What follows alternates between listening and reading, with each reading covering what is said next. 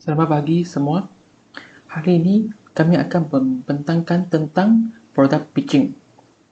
Kelas kami ialah DAD 5B dan kumpulan kami ialah kumpulan B. Kod dan nama khusus ialah MPU 22012 Entrepreneurship. Nama pensyarah kami ialah Tuan Zaharuddin bin Muhammad Noor. Sekarang saya akan memperkenalkan ahli kumpulan kami.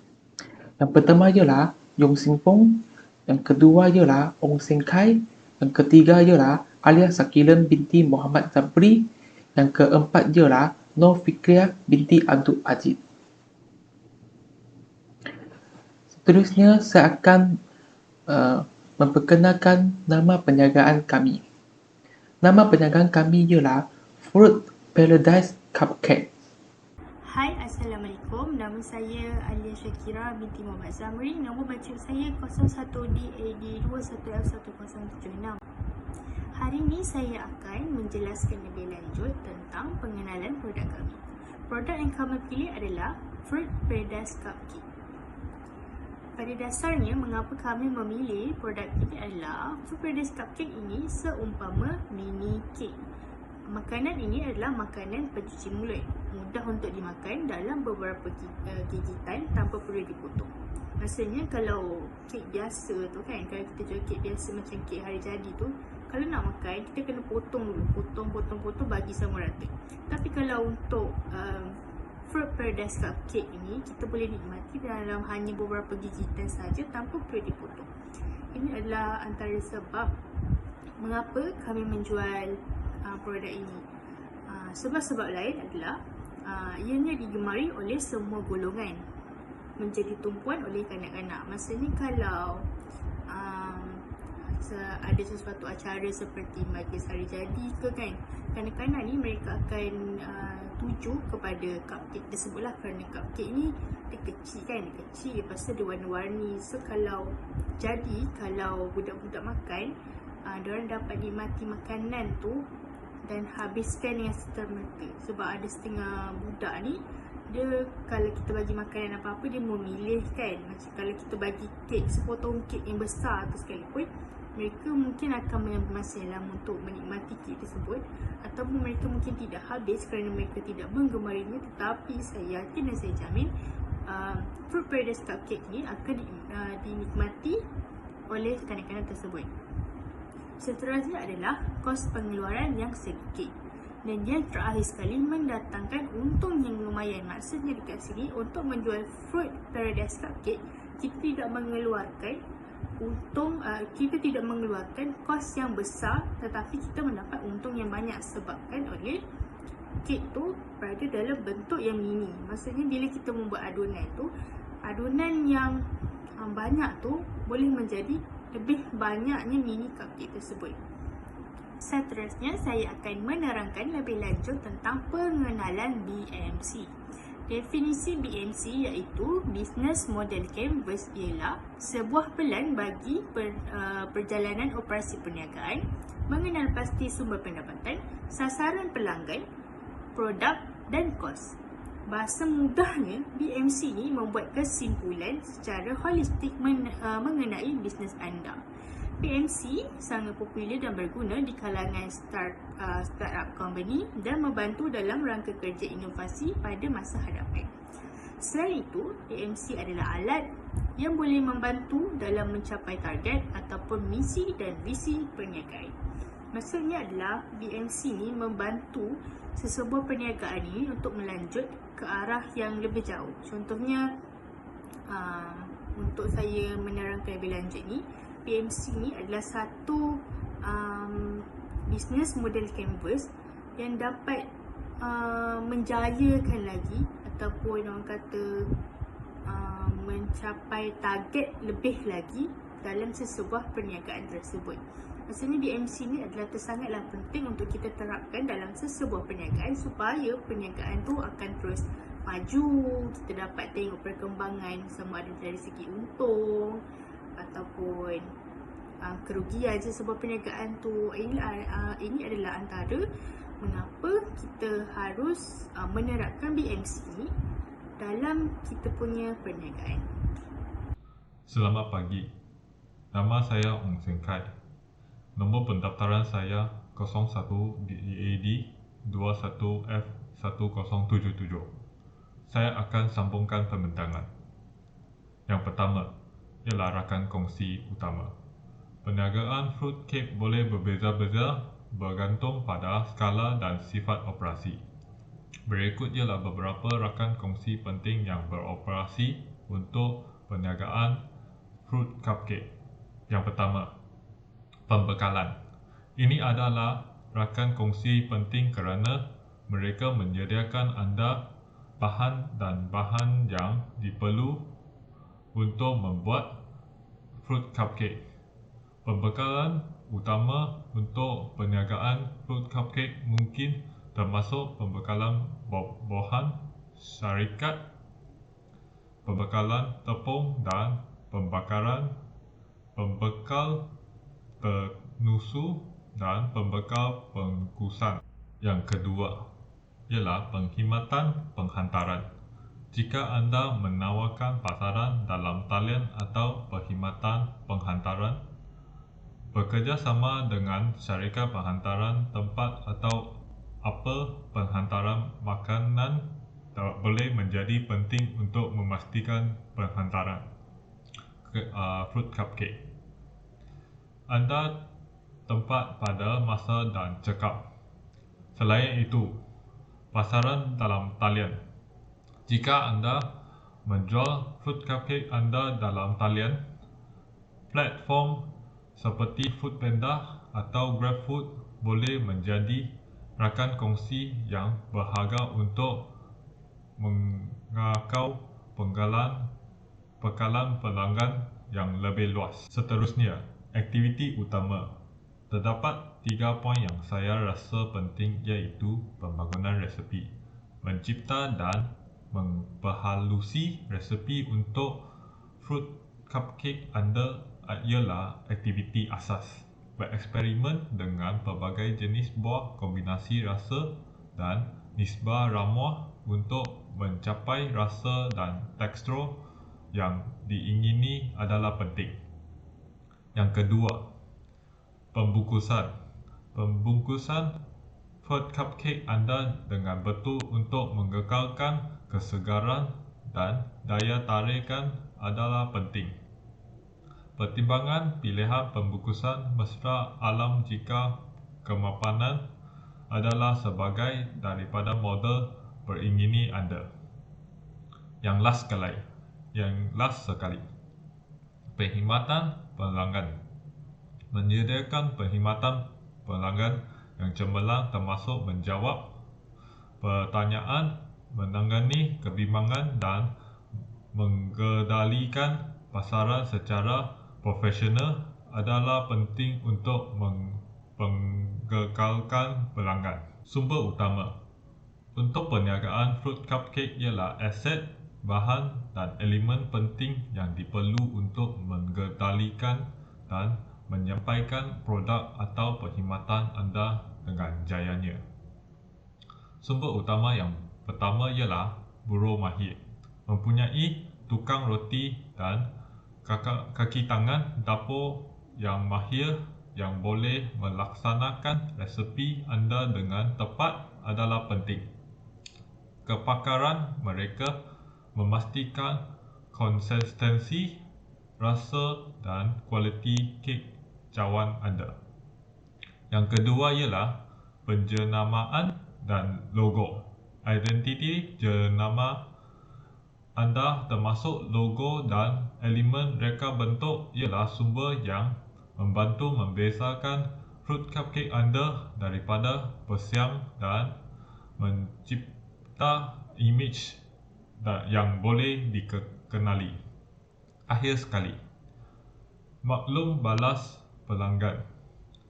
Sistem untuk mengumpul dan menganalisis maklum balas pelanggan ialah sumber yang membantu anda membuat penambahbaikan dan pelarasan pada tawaran anda. Inilah pembentangan daripada saya. Terima kasih.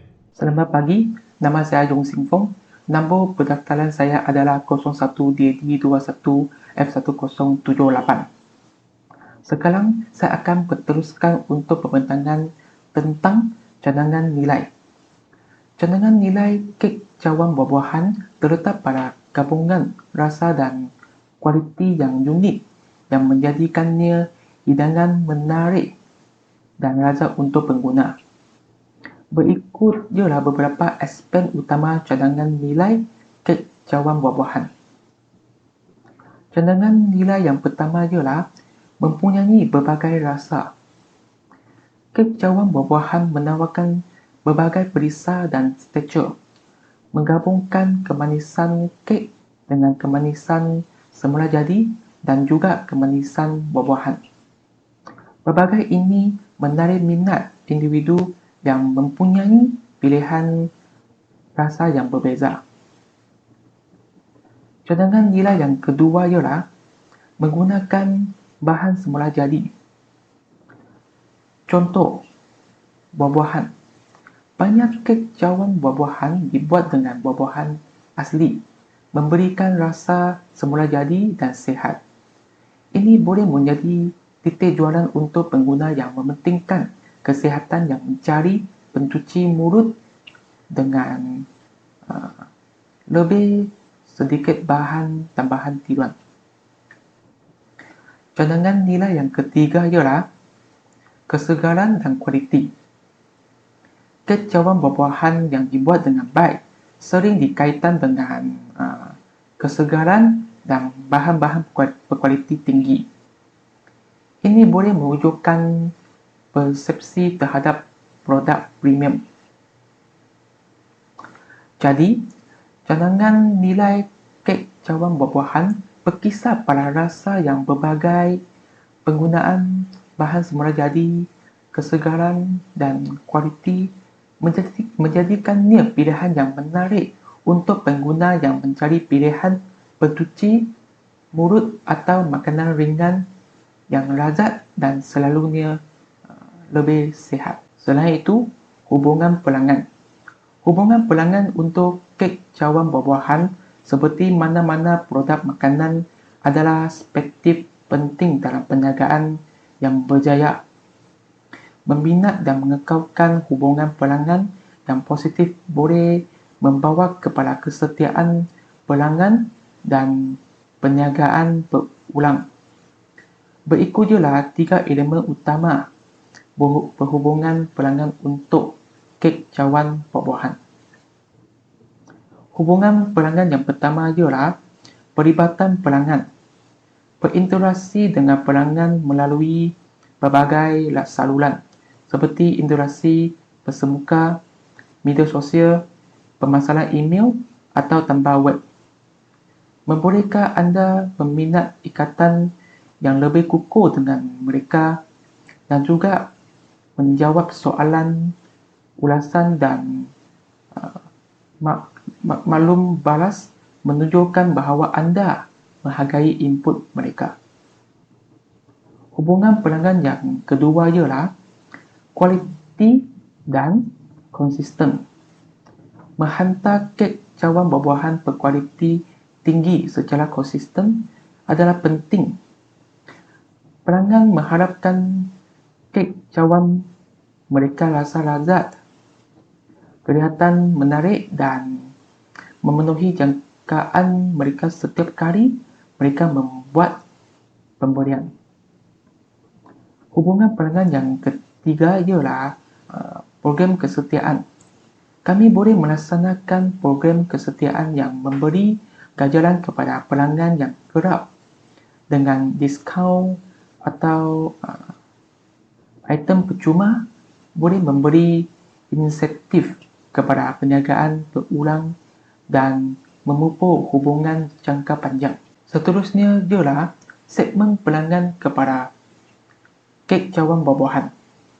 Segmen pelanggan yang pertama ialah ibu bapa dan keluarga. Kek cawan buah-buahan boleh menjadi popular di kalangan keluarga yang mencari hidangan yang menggabungkan buah-buahan.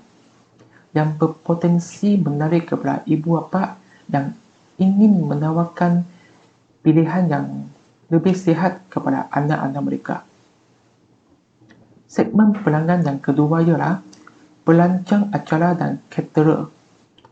Profesional dalam industri perancangan acara dan catering boleh memesan kek cawan buah-buahan untuk majlis perkahwinan, parti dan acara korporat, menjadikan segmen ini peluang B2B yang menguntungkan.